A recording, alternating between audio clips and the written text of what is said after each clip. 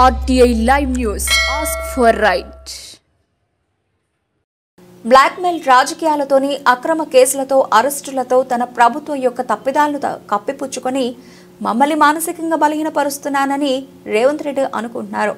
కానీ మేము మరింత బలంగా పోరాడతాము తప్ప ఈ అక్రమాలపై 6 గ్యారెంటీల అమలుపై ప్రశ్నించడం మాత్రం ఆపము అంటూ హరీష్ రావు పేర్కొన్నారు. నువ్వు ప్రజలకు ఇచ్చిన 6 గ్యారెంటీలు అమలు చేసేదాకా నీ ప్రభుత్వాన్ని నిన్ను ఎట్టి పరిస్థితుల్లో వదిలిపెట్టం. రేవంత్ రెడ్డి అనుకుంటున్నాడు బ్లాక్మెయిల్ రాజకీయాలతోనో అక్రమ కేసులతోనో అరెస్టులతోనో తన ప్రభుత్వం యొక్క తప్పిదాలను కప్పిపుచ్చుకుంటానో మమ్మల్ని మానసికంగా బలహీనపరుస్తానని అనుకుంటా ఉన్నాడు.